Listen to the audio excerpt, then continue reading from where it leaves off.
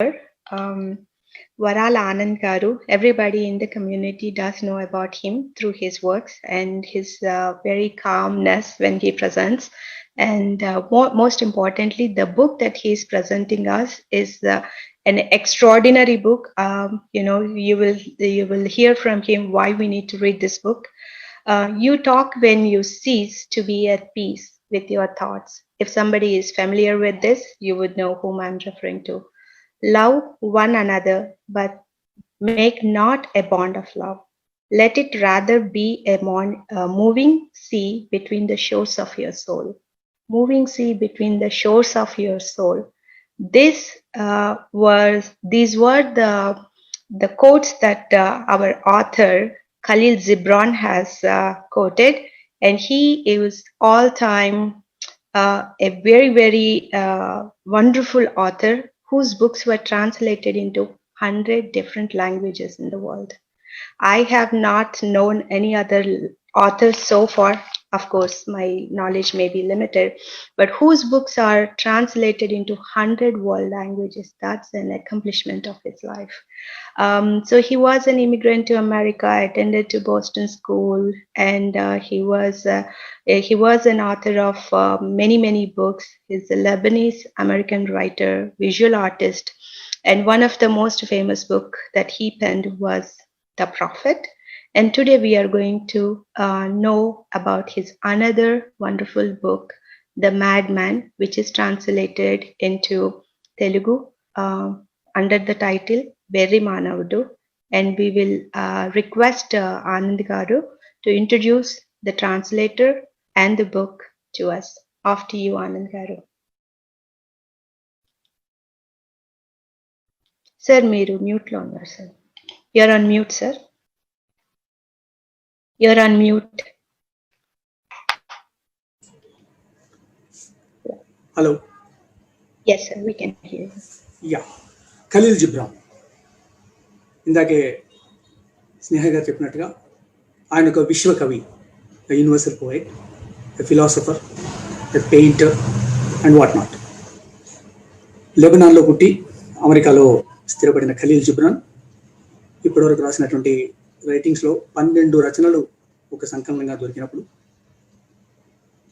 తెలుగువాడైనటువంటి ఒక ఎమ్మెల్యే చాలా ఆశ్చర్యంగా, నాయకులు పొలిటీషియన్స్కి సాహిత్యం అంతా అంటే పట్టదంటాం, కానీ ఒక ఎమ్మెల్యేగా ఉండినటువంటి సివిఎల్ నరసింహారావు గారు ఆ 12 పుస్తకాలని తెలుగులోకి డిఫరెంట్ ట్రాన్స్లేటర్స్తో ట్రాన్స్లేట్ చేయించి ఒక పెద్ద వాల్యూమ్గా వేసి వేయడంతో ఆపలేదు ఆయన. చాలా ఆశ్చర్యంగా ఏంటంటే నాలాంటి వాళ్ళని వెతికి కాపీలు పంపించాడండి. అంటే సాహిత్యంతో సంబంధం ఉండి కవిత్వంతో సంబంధం ఉన్న వాళ్ళు తెలుగు రాష్ట్రాల్లో, ఇరు రాష్ట్రాల్లో ఎవరెవరు ఉన్నారో వెతుక్కుంటూ అడ్రస్ ఎక్కడ దొరికితే అక్కడ ఫోన్లు చేసి ఆ కాపీ ఫ్రీగా పంపించాడండి. ఈజ్ అ బిగ్ వాల్యూమ్, 12 పుస్తకాలు కలిపినట్టు ఒక పెద్ద సంకలనం. అసలు ఆయన ఈ మధ్య పోయారు. నిజానికి ఆయన వర్క్ని చూసిన తర్వాత అసలు ఖలీల్ జిబ్రాన్, అప్పటిదాకా ఖలీల్ జిబ్రాన్ పరిచయం నాకు కాళోజీ గారు ఖలీల్ జిబ్రాన్ గారి అద్భుతమైన పుస్తకం ప్రాఫిట్ని జీవన గీతిక పేరుతో ట్రాన్స్లేట్ చేశారు. జీవన గీతిక కాళోజీ గారు ట్రాన్స్లేట్ చేసిన తర్వాత చాలామంది చేశారు. కానీ నిజానికి కాళోజీ సాహిత్యాన్ని, కాళోజీ కవిత్వాన్ని బాగా ఇన్ఫ్లుయెన్స్ చేసిన పుస్తకం అంటే ప్రాఫిట్ అని ఆయన చెప్పుకున్నారు. అంత అద్భుతమైనటువంటి ఒక ఫిలాసాఫికల్, ఎప్పుడైతే ఒక కవి కవిత్వం రాస్తారో, చాలామంది కవిత్వం రాస్తారు, కవి ఎప్పుడైతే ఒక ఫిలాసఫర్ స్థాయికి వెళ్తాడో, తన కవిత్వంలో ఒక ఫిలాసఫీని చెప్పడానికి ప్రయత్నం చేస్తాడో, ఒక ఫిలాసఫీకి వెళ్ళినప్పుడు ఒక అద్భుతమైనటువంటి కవిగా ఆయన మిగిలిపోతాడు. ఈ will become a universal poet. ఒక కొత్త తాత్వికతని తను ప్రపోజ్ చేస్తున్నప్పుడు, ఒక తాత్వికతని వివరిస్తున్నప్పుడు ఆ కవి యొక్క కవిత్వం అజరామరంగా ఉంటుందన్నది నేను విశ్వసిస్తాను. ఆ క్రమంలో ఆలోచించినప్పుడు Khalil Gibran is a prophet. నిజానికి ఆయన ప్రాఫిట్ అని పుస్తకం రాశారు. ఆయన గొప్ప తాత్వికుడు. ఆయన వచనం, ఆయన కవిత్వం, నిజానికి ఆయన కథ రాశాడా, కవిత్వం రాశాడా, అదంతా ఏమీ అర్థం కాకుండా ఉంటుంది. కానీ కథ రూపంలో ఉన్న కవిత్వం రూపంలో ఉన్న కథ అని నా అభిప్రాయం. ఆయన కవిత్వాన్ని గురించి, ఆయన రైటింగ్స్ గురించి నేను రాసిన ఒక 4 వాక్యాలు వినిపించి మ్యాడ్ మ్యాన్ పుస్తకం మొట్టమొదటిసారిగా 1918లో 1918లో వచ్చినటువంటి the first book of Khalil Gibran publish అయిన పుస్తకాలు. ఆ పుస్తకాన్ని ఇప్పటికీ తెలుగులో 2 ట్రాన్స్లేట్ చేశారు. ఒకరు కాత్యాయని గారు, తను పిచ్చివాడు పేరు మీద ఆ పుస్తకాన్ని ట్రాన్స్లేట్ చేశారు. డాక్టర్ గంట లక్ష్మణరావు గారు వెర్రి మానవుడు పేరు మీద ట్రాన్స్లేట్ చేశారు. ట్రాన్స్లేషన్కి సంబంధించిన చాలా వివరాలు ఉంటాయి, మనకు తెలుస్తుంది. అక్కడ ట్రాన్స్లేషన్లో రారా గారు ట్రాన్స్లేషన్ అనువాద సమస్యలను పుస్తకమే రాశారన్న, అనువాదంలోని సమస్యలు. అంటే ఒరిజినల్ పోయిట్ని, ఒరిజినల్ రైటర్ని ట్రాన్స్లేట్ చేస్తున్నప్పుడు భాష ఒకటే కాకుండా ఆ భావము, ఆ బిట్వీన్ ద లైన్స్ ఉన్నటువంటి ఆ ఫీలింగ్స్ కూడా ట్రాన్స్లేట్ చేయడం అనేది చాలా గొప్ప ప్రతిభకు సంబంధించిన విషయం. ఆ గొప్ప ప్రతిభకు సంబంధించి ఒరిజినల్ ట్రాన్స్లేటర్స్ లేదా ఎక్స్పర్ట్ ట్రాన్స్లేటర్స్ కోసం ఇప్పటికీ మనం వెయిట్ చేయాల్సిన అవసరం ఉందని అనుకుంటాను. ఎందుకంటే ఒక కవిని సమగ్రంగా, సంపూర్ణంగా కవి యొక్క ఆత్మను పట్టుకుంటూ ట్రాన్స్లేట్ చేయడం అనేది అంత సులభం కాకపోవచ్చు. నేను కొన్ని ట్రాన్స్లేషన్ చేశాను కాబట్టి నేను నా పర్సనల్ ఎక్స్పీరియన్స్ చెప్తున్నాను. అయినప్పటికీ కూడా ఖలీల్ జిబ్రానీ చదివిన ఏ క్రియేటర్ అయినా, అంటే ఒక రాతగాడు కథ రాసిన, కవిత్వం రాసిన రాతవారు ఎవరైనా కూడా ఖలీల్ జిబ్రాన్ని ఇంగ్లీష్లో చదివిన వెంటనే దాన్ని చాలా మందికి అందించాలని, చాలా మందికి ట్రాన్స్లేట్ చేసి చెప్పాలని ఒక అద్భుతమైన ఫీలింగ్ కలుగుతుందని. ఆ ఖలీల్ జిబ్రాన్లో ఉన్న శక్తి అది. ఆ ఖలీల్ జిబ్రాన్ రాసిన ప్రతి ఎపిసోడ్లో చివరి 2 లైన్లు 4 లైన్లు ఒక అద్భుతమైన లైన్స్ ఆయన కంప్లీట్ చేస్తారు. ఆయన గురించినట్టు 4 వాక్యాలు చెప్పి మ్యాడ్మార్ గురించి వెళ్దాం. కవిగా, తాత్వికునిగా ఖలీల్ జిబ్రాన్ పాఠకుల రక్తనాళాల్లో ప్రవహించి హృదయపు పొరల్లోకి దిగిపోతాడు. మామూలు కవి కాదండి ఆయన. పాఠకుల రక్తనాళాల్లో ప్రవహించి హృదయపు పొరల్లోకి దిగిపోతాడు. కనిపించని, వినిపించని ఒక దుఃఖ పొరని కప్పేస్తాడు. జిబ్రాను చదవడమే మనసు లోపల నుంచి ఒక కదలిక. అలతి మాటల్లో జీవన సూత్రాన్ని ఆవిష్కరించిన జిబ్రాన్ మనిషి గురించి, ప్రేమ గురించి, స్నేహం గురించి, సమస్త జీవన అనుభవాల గురించి తన రచనలో ప్రస్తావిస్తాడు. మనుషుల మధ్య ఉండేటువంటి అనుబంధాన్ని, ఒక అనుభవాల్ని, ఆయన స్వాభావికమైన లక్షణాల్ని ఆవిష్కరిస్తాడు. మనిషికి లోకానికి ఉన్న అంతర్లయ, ఇక్కడ ఈ వాక్యాన్ని మనం అర్థం చేసుకున్నాం. మనిషికి ఉన్న మధ్య, మనిషికి లోకానికి ఉన్నటువంటి మధ్య ఉన్నట్టు ఒక అంతర్లయని ఆయన ఆలవోకగా ఆయన రైటింగ్స్లో ప్రకటిస్తాడు. అట్లాగే జిబ్రాన్ రచనల నిండా విస్తరించి సాగే తాత్వికత, ఒక ఫిలాసఫీకి సంబంధించిన ఒక తాత్వికత పాఠకుల్ని అనుభూతింపజేస్తూ, ఆలోచింపజేస్తుంది. తమని తాము అద్దంలో చూసుకున్నట్టుగా చేస్తుంది. ఖలీల్ జిబ్రాన్ని చదివిన ప్రతి వాళ్ళు ఖచ్చితంగా వెనక్కు తిరిగి తనను తాను అద్దంలో చూసుకోవాల్సి వస్తుంది. అంతేకాదు తనను తాను లోపల, తన మనసులోకి తను వెళ్ళి చూసుకోవాల్సిన అవసరం కూడా ఖలీల్ జిబ్రాన్ మనకు కల్పిస్తుంది. జిబ్రాన్ రాసిన పంక్తుల్లో అలలు అల్లుగా సాగే కవిత్వం ఆయన్ని విశ్వకవిని చేసింది. ఆయనలో సాగే కవితా ధార, ఉప్పొంగే ఊహల ప్రపంచం ఎంతో ఉన్నతమైంది. ఖలీల్ భావాల సవ్వడి హృదయ తరంగాలకు సొగసులు అబ్బుతుంది. జిబ్రాన్ భావావిష్కరణ చేసిన భాష ఎంతో అందమైంది. చాలా సరళమైన భాష, చాలా సూటిగా, స్పష్టంగా చెప్పే భాషలో భాష ఎంతో అందమైంది. ఆయన భాష అంత సూటిగా, స్పష్టంగా ఉన్న ఆయన భాష మోసిన భావలయ చాలా ఉన్నతమైంది. ఖలీల్ జిబ్రాన్ భాష మోసిన భావలయ చాలా ఉన్నతమైంది. ఖలీల్ జిబ్రాన్లో ఇప్పటివరకు లభిస్తున్న రైటింగ్స్లో ప్రవక్త అత్యంత ప్రసిద్ధమైంది, నేను ఇందాకే చెప్పాను. ఆ తర్వాత ఆయన మొట్టమొదటి పుస్తకం ఇందాకే చెప్పినట్టుగా మ్యాడ్ మ్యాన్.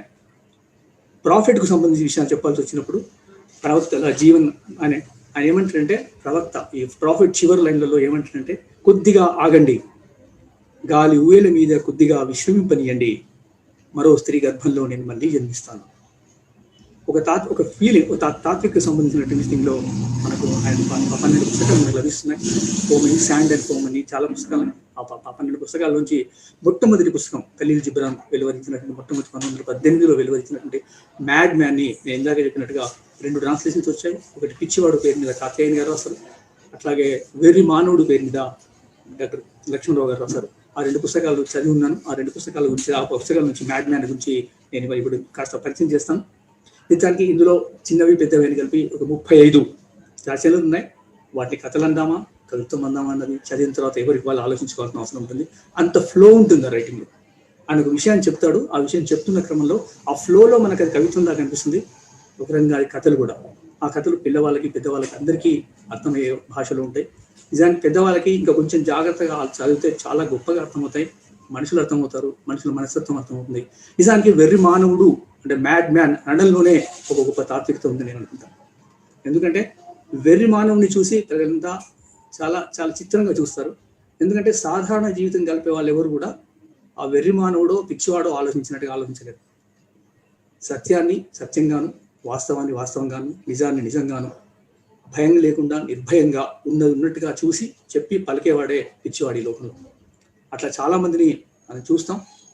మనం కవుల్ని పిచ్చివాడు, ఆ కవి ఆడు పిచ్చివాడు అనుకునే వాతావరణాన్ని కూడా మనం గమనిస్తాం. అటువంటిది ఒక తాత్వికమైన విషయంలో తను పిచ్చివాడుగా ఉన్నటువంటి ఒక మనిషిని చూసినప్పుడు ఎంత చిత్రంగా ఉంటుందో అది చాలా గొప్పగా ఉంటుంది. అట్లా ఆ మ్యాట్ మ్యాన్ గురించినటువంటి మాట్లాడదలుచుకుంటే ఖలీల్ జిబ్రాన్ భూమిక ఇందాక చెప్పినట్టుగా తాత్వికత, ఆయన బలం, ఆయనలోని కవితాత్మకత. వెరీ మ్యాన్, వెరీ మానవుల్లో ఆయన ఏమంటారంటే, నేను వెరివాడనయ్యాను. మొట్టమొదటి ఎపిసోడ్లోనే, మొట్టమొదటి ఆయన రాసినట్టు సంకలనంలో మొట్టమొదటి వాక్యంలోనే, నేను వెర్రివాడనయ్యాను, ఇప్పుడు ఏకాంతం దొరికింది. నేను వెర్రివాడనయ్యాను, ఇప్పుడు ఏకాంతం దొరికింది. స్వేచ్ఛతో కూడిన ఏకాంతం దొరికిందని అర్థమైంది. స్వేచ్ఛతో కూడిన ఏకాంతం దొరికిందని అర్థమైంది. నాలోనే ఉన్న ఎవరి బంధం నుండో, బానిసత్వం నుండో నేను విముక్తినయ్యాననిపించింది. నాలో ఉన్నటువంటి ఏ బంధం నుండో, బాంధవ్యం నుండో విముక్తినయ్యాననిపించింది. నిజమే, మానవుడికి వెరితనంలోని తమ కాంక్షలు, స్వేచ్ఛ, తమకు అవసరమైన రక్షణ లభిస్తాయో అది ఈనాటి జిబ్రాన్ కాలం నుండి నేటి వర్తమానం దాకా వర్తిస్తుంది. వెరి మానవుడిలో దేవుడు, నా మిత్రుడు, నిద్రలో నడిచేవాడు, గుడి మెట్ల మీద ఇట్లా సాగి దుఃఖం, సంతోషం, ప్రేమ, అభిమానం, వీటన్నిటికి సంబంధించినటువంటి అనేకమైన విషయాల గురించి జిబ్రాన్ ఈ వెర్రి మానవుల్లో చెప్తూ పోతాడు. అందులో ముఖ్యంగా వెర్రి మానవుడికి సంబంధించిన ఒక 4 వాక్యాలు మీకు చదివి వినిపిస్తాను. ఎందుకంటే ఆ వెర్రి మానవుడు టైటిల్ ఏదైతే తను రాశారో ఆ టైటిల్ మీద రాసినటువంటి దానిలో ఎంత అద్భుతంగా ఆయన నిజానికి ఒక వెర్రి మానవుడిని, ఒక మనిషి, స్వచ్ఛంగా ఉండే మనిషి, ఒక నిజాయితీగా ఉండే మనిషి, ఉన్నది ఉన్నట్టుగా మాట్లాడే మనిషి ఎట్లా ఉంటాడన్నది ఆయన దీనిలో చెప్తాడు. ఆయన ఏమంటాడంటే, నేను వెర్రివాడే ఎందుకు అయ్యానంటారా, నేను వెర్రి మానవుని ఎందుకు అయ్యానంటారా, ఒకరోజు చాలా కాలం క్రితం, అంటే దేవుళ్ళు కూడా పుట్టక ముందు నేను చాలా గాఢ నిద్రలో మేల్కొన్నాను. లేచి చూసేటప్పటికీ నా వలువలు ఎవరో ఎత్తుకెళ్లారు. నేనెంతో నేర్పుగా తయారు చేసుకున్న నా దుస్తులు, 7 రకాల దుస్తులు ఎవరో ఎత్తుకెళ్లారు. ఆ ఎత్తుకెళ్ళి దొంగలు దొంగలు అంటూ నేను అరుస్తూ పరిగెత్తాను. ఆడ మగ అందరూ నన్ను చూసి బెదిరిపోయారు. కొందరు భయంతో తమ ఇళ్ళ వైపు పరిగెత్తారు. నేను ఒక అంగడి కూడలి వద్ద నిలబడి ఎదురుగా ఉన్న మేడ మీద చూస్తే ఒక చిన్న పిల్లాడు అన్నాడు, అదిగో పిచ్చివాడు, పిచ్చివాడు అన్నాడు. అప్పుడు ఆ బిగ్గరగా ఒకసారి అన్నప్పుడు అతన్ని చూడటానికి నేను తల పైకెత్తాను. ఆకాశం నుండి సూర్యుడు నా ముఖాన్ని, నా ఆచ్ఛాదిత శరీరాన్ని ముద్దాడినాడు. నా ఆత్మ ఏదో ప్రేమజ్వాలతో రగిలించబడింది. నా ఆత్మ ఏదో ప్రేమజ్వాలతో రగిలించబడింది. నేను ఒక ఉన్మాదంలో ఉండి దొంగలు నా వస్త్రాలను ఎత్తుకెళ్ళి దొంగలు నన్ను దీవించారు. అంటే అక్కడ వస్త్రాలను ఎంత సింబాలిక్గా చెప్తున్నాడంటే, మనం ఇవాళ ఉన్న మనుషులు ఉన్నట్టుగా ఉండకుండా ఎన్ని ఆచ్ఛాదనలు వేసుకున్నాము, ఆ ఆచ్ఛాదనలని నవ్వు తెచ్చుకుంటాము. తెచ్చిపెట్టుకున్న నవ్వు ఉంటుంది, తెచ్చిపెట్టుకున్న మర్యాద ఉంటుంది, తెచ్చిపెట్టుకున్న అనేకమైన అంశాలని మనం ఆర్టిఫిషియల్గా, కృతకంగా ఏవైతే చేస్తున్నామో అవన్నిటిని దొంగలు ఎత్తుకుపోయినప్పుడు నేను ఎంత నగ్నంగా, నేను నేకెడ్గా ఉంటాను. ఒక వాస్తవాన్ని ఈ విధంగా నేను వెరివాడనయ్యాను. ఇప్పుడు నాకు ఏకాంతం దొరికింది. వెరివాడన అయిన తర్వాత నాకు ఏకాంతం దొరికింది. స్వేచ్ఛతో కూడిన ఏకాంతం దొరికిందని అర్థమైంది. నాలోనే ఉన్న ఎవరి బంధం నుండో, బానిసత్వం నుండో నేను విముక్తుడనయ్యాను. చివరి 2 వాక్యాలు చాలా ముఖ్యమైన వాక్యాలండి. అయితే నేను పూర్తిగా సురక్షితంగానే నేను ఉన్నానన్న గర్వాతిశయం లేదు. నేను పూర్తిగా సురక్షితంగా ఉన్నాననే గర్వాతిశయం లేదు. జైలులో ఉన్న దొంగ కూడా మరో దొంగ నుండి సంరక్షించబడుతూనే ఉంటాడు. జైలులో ఉన్న దొంగ కూడా మరో దొంగ నుండి సంరక్షించబడుతూనే ఉంటాడు. అంటే ఒక మనిషి లోపల ఉన్నటువంటి ఆ తాత్వికమైన దృక్పథం ఏదైతుందో, ఒక హ్యూమన్ బీయింగ్, ఒక మనిషి మనిషిలా ఉండడానికి, ఒక మనిషి మనిషిలా ప్రవర్తించడానికి, ఒక మనిషిలా జీవితాన్ని, సమాజాన్ని, లోకాన్ని, తన పక్కవాడిని, మానవ సంబంధాన్ని అర్థం చేసుకోవడానికి, అర్థం చేసుకున్న దాని విషయాన్ని నీతిగా, నిజాయితీగా దాన్ని ప్రతిఫలించడానికి ఒక మనిషి ఎట్లా ఉండాలి, ఏ ఆచ్ఛాదన లేకుండా ఉన్నప్పుడు, ఎలాంటి కృతకమైనటువంటి ముఖం లేకుండా, మన ముఖం మనది కాదు, మన ఆత్మ మనది కానీ ఉండకుండా మన ఆత్మలోకి మనం చూసుకుంటూ మన జీవితంలోకి మనం గమనించాల్సిన అవసరం ఉంది. మన దుఃఖాన్ని మనం చూడాల్సిన అవసరం ఉంది. మన సంతోషాన్ని మనం అనుభవించాల్సిన అవసరం ఉంది. ఇట్లా ఒక హ్యూమన్ ఫీలింగ్స్ని ఆయన అద్భుతంగా, ఈ పుస్తకం చాలా చిన్న పుస్తకం ఇది, ఆ చిన్న పుస్తకం నిండా చాలా అద్భుతమైనటువంటి వాక్యాలు చెప్తాడని తను ఎట్లా అంటే దుఃఖాన్ని గురించి చెప్పినప్పుడు, కవిత్వాల గురించి చెప్పినప్పుడు చాలా ఇందులో ఈ మొత్తం ఈ పుస్తకంలో 2 కవితలున్నాయి, మిగతా 8 కథలండి. మనం స్థూలంగా చెప్పుకున్నప్పుడు ఆ కథలు విషయానికి వచ్చినప్పుడు, కవిత్వం విషయానికి వచ్చినప్పుడు 2 కవితలు చెప్పాడు. ఇందులో ఒకటి పరాజయం, ఒకటి రాత్రి. ఓ రాత్రి వెర్రి మానవుడు. ఒక రాత్రి వెర్రి మానవుల్లో చాలా రాత్రి వెర్రి మానవుడు ఎట్లా ఉంటారు, నేను నీలాగే నల్లగా దిగంబరంగా ఉన్నాను. రాత్రి ఎట్లాగైతే నల్లగా దిగంబరంగా ఉంటుందో వెర్రి మానవుడు కూడా అంతే నల్లగా దిగంబరంగా ఉన్నాడు అని చెప్పుకుంటూ ఆ కవిత నిండా. కానీ రాత్రిని రాణిగా పోల్చి, రాణి, ఓ వెర్రి రాణి, మహారాణి అనుకుంటూ, నేను వెర్రివాణ్ణి, నువ్వు రాత్రివి, నువ్వు నేను ఒకటి కాదు, చివరికి నువ్వు నేను ఒకటేనా, నీ స్వయం భయంకరమైనటువంటి రూపం నాదేనా, నేను నువ్వు ఒకటే అని చెప్పుకుంటూ వచ్చి చాలా అద్భుతమైనటువంటి కవితా రూపంలో చెప్పుకుంటూ వస్తాడు. నిజానికి చివరి వాక్యాల్లో ఆయన ఇందాక చెప్పినట్టుగా ఖలీల్ జిబ్రాన్ రాసిన ప్రతి దాంట్లో చివరి 4 వాక్యాల్లో తన గొప్ప తాత్వికతను చెప్పే ప్రయత్నం చేస్తారు. ఆయన ఏమంటాడంటే, అవును రాత్రి నువ్వు నేను కవలలం. ఓ రాత్రి నీవు స్థలం చుట్టూ పరిభ్రమిస్తావు.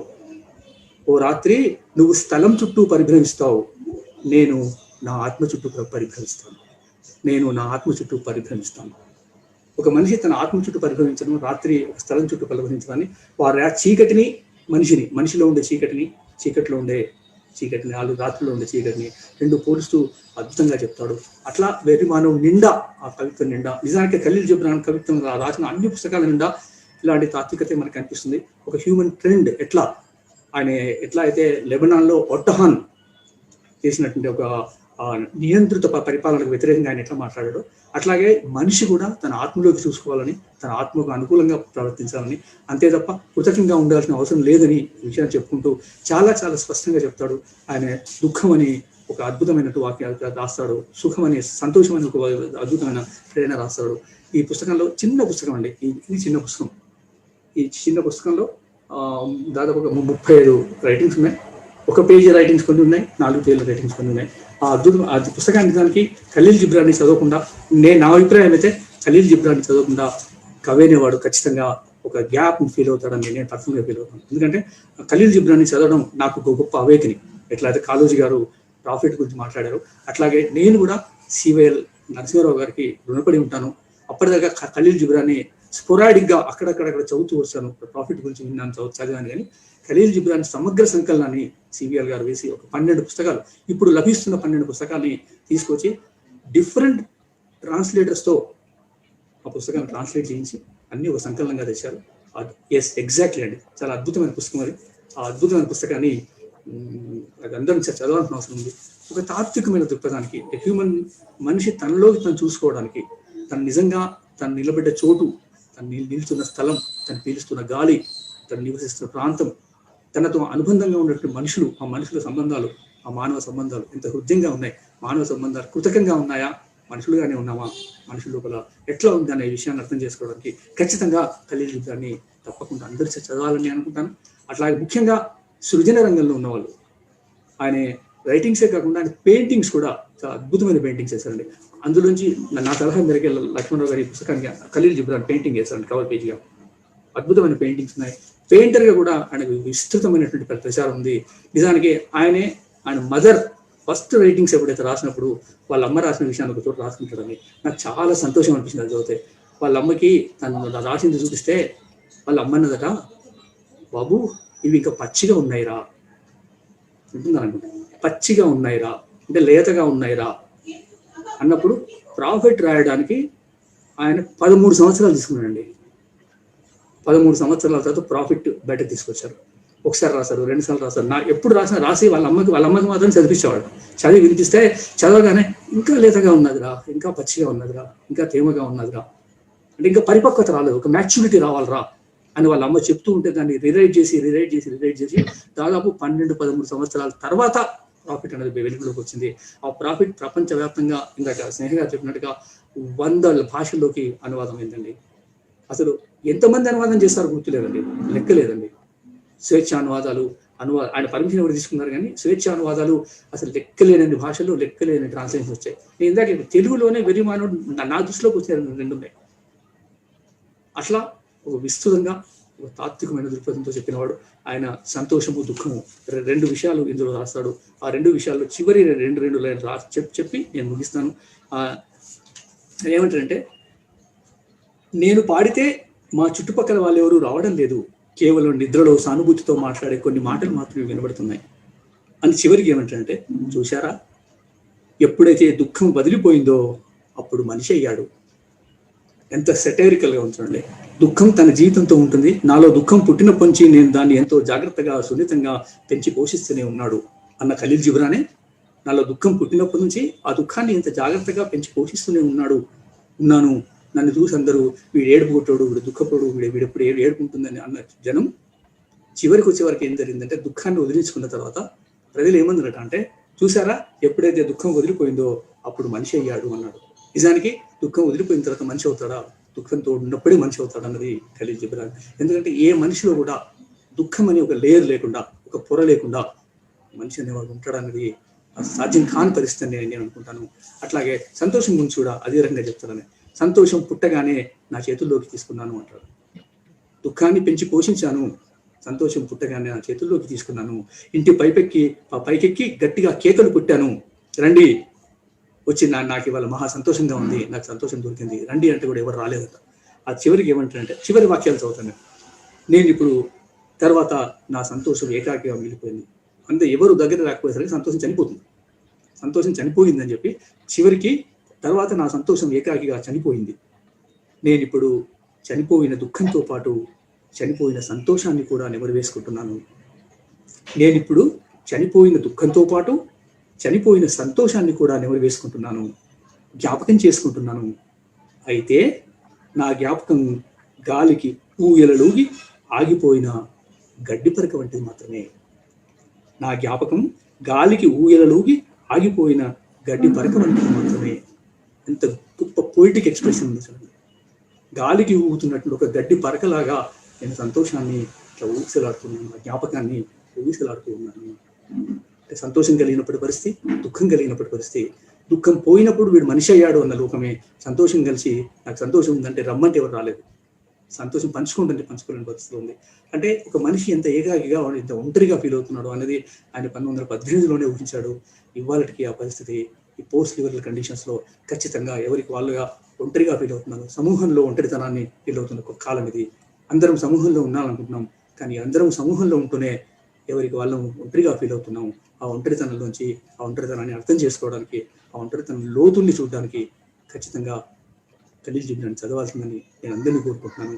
ఖలీల్ జిబ్రాన్ మ్యాడ్ మ్యాన్తో సహా, ప్రాఫిట్తో సహా చాలా పుస్తకాలు, 12 పుస్తకాలు, ఏ పుస్తకం దొరికినా మీకు ఆన్లైన్లో చాలా పుస్తకాలు అవైలబుల్ ఉన్నాయి, చదవాల్సిందని అందరినీ కోరుకుంటూ సెలవు తీసుకుంటాను. Thank you.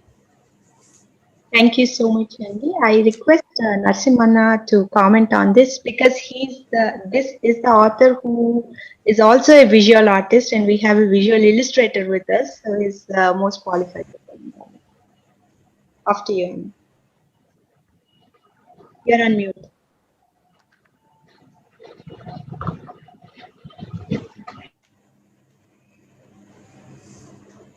No, we cannot hear you. You're on mute.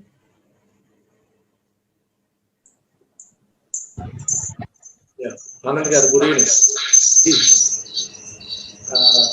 నాకు ఈ prophet, Khalil Gibran prophet book నాకు దొరికింది. ఇండియా టూర్ ఉన్నప్పుడు నాకు రివ్యూకి వచ్చింది. అది ఇంగ్లీష్లో వచ్చింది యాక్చువల్గా. అది నేను చదవడానికి చాలా ప్రయత్నం చేశాను. అప్పట్లో కష్టం అయిపోయింది. తర్వాత 1-2 సార్లు ట్రై చేశాను కూడా,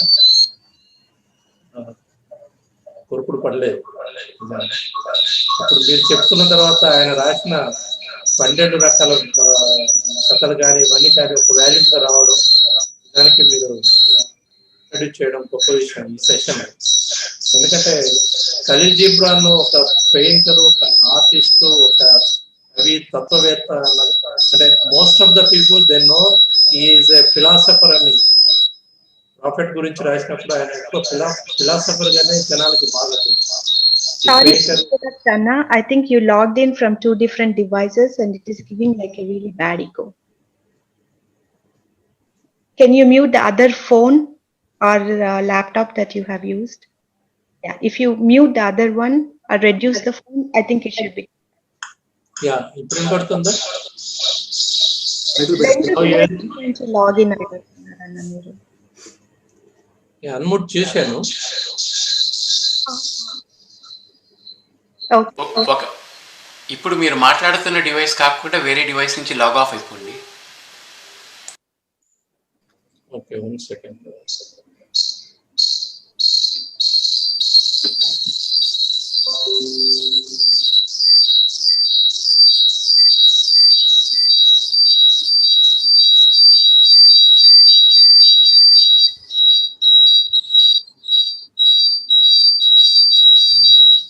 హలో, వినపడుతుందా? మాట్లాడండి. ఎస్, మాట్లాడండి. Okay okay. అదే రిసౌండ్ వస్తుంది.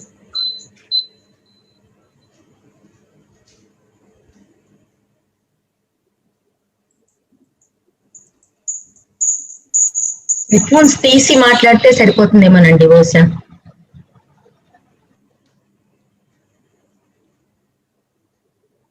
హియరింగ్ మీ? హలో.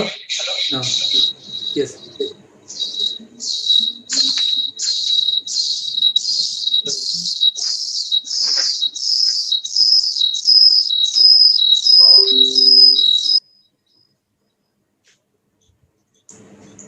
హలో, ఇప్పుడు కూడా వినపడుతుందా?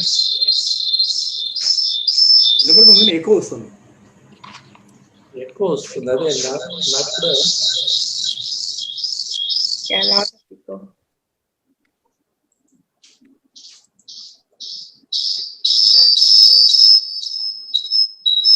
Hello, We'll have to get back to you, Anna. It's a lot of okay okay okay. కానీ హలో స్నేహ గారు, చెప్పండి, మీరు చెప్పండి అమ్మా. నాకు ఈ మహద్భాగ్యం నాకు కూడా లభించింది. వారాల ఆనంద్ గారు, వివిఎల్ నరసింహారావు గారి సంకలనంలో నేను కూడా ఒక ప్రయత్నం చేశాను నా వైపు నుంచి. దీన్ని ఇదిగోండి, బిట్వీన్ నైట్ అండ్ మార్న్ అనే దాన్ని 2016 లో నేను అమెరికాలో ఉన్నప్పుడే చేశాను. నేను ఎంత భావోద్వేగానికి గురయ్యానో తెలీదు. నాకు 17-18 సంవత్సరాల వయసులోనే మా నాన్నగారి ద్వారా, మా నాన్నగారికి ఆరాధ్య దైవం ఖలీల్ జిబ్రాన్, ఆయన మీరు అన్నారు శాండ్ అండ్ ఫోమ్, అవన్నీ మా ఇంట్లో ఉన్నాయన్నమాట. అవి నాకు చెప్పారు కూడా మా అయ్య, ప్రాఫిట్ కూడా చెప్పారు నాకు.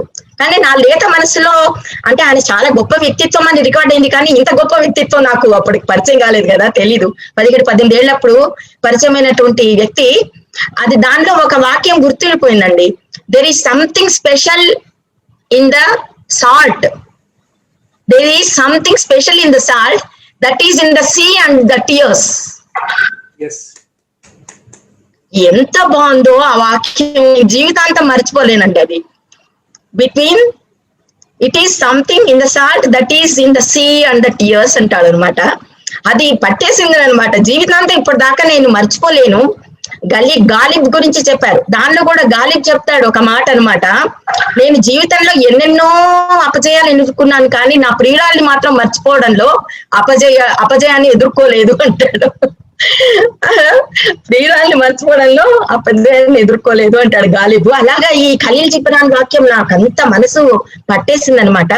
మా అయ్యకి complete works of Khalil Gibran తీసుకెళ్లి ఇచ్చాను. ఆయన మనసులో, ఆయన కళ్ళల్లో వెలుగు చూడాలి ఆ సమయంలో. నిజంగా కంప్లీట్ వర్క్స్ ఎంతో కష్టపడి హైదరాబాద్ లో, ఇక్కడ 20 years బ్యాక్, ఆ కంప్లీట్ వర్క్స్ 800 rupees అది కష్టపడి వెతికి తీసుకుని పోయి ఇస్తే ఎంత సంతోషపడిపోయి ఆయన నన్ను భుజాలు పట్టుకుని, ఎంత అంటే ఆ తండ్రి నుంచి నేను పొందినటువంటి ఆ ప్రేమ నేను ఇప్పుడు దాన్ని వివరంగా చెప్పలేను అనుకోండి.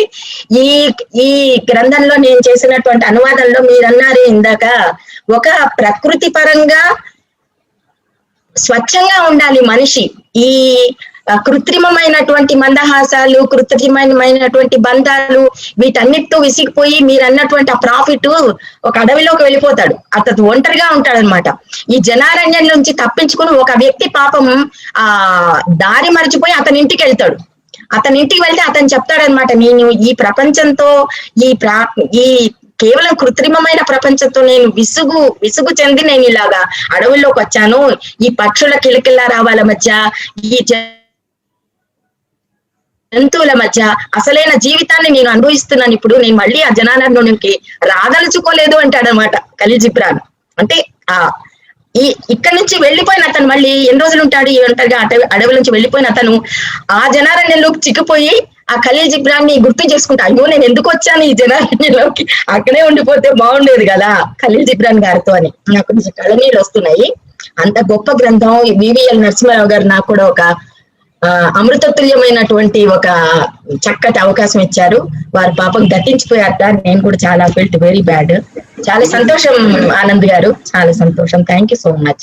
అది మాత్రం ఎవరైనా గుర్తుంచుకోవాలి, there is something special in the salt that is in tears and the sea. ఆ వాక్యము మన కన్నీళ్ళు కాస్తుంటే మనం బాధపడాల్సిన అక్కర్లేదు అన్నమాట. అది ఎంత గాఢంగా మీరు అన్నారు. కన్నీటికి కూడా సంతోషానికి కూడా మనం నిజంగా వాటిని కాపాడుకోవాల్సిన అవసరం ఉంది. ఇందాక దుఃఖమే అసలైన ప్రకృతి, సంతోషమే వికృతి. థ్యాంక్ యూ స్నేహ, మంచి ప్రోగ్రామ్ ఇచ్చావమ్మా, మంచి మంచి కార్యక్రమము. ఆనంద్ గారికి special thanks. Thank you so much. Thank you Anand గారు.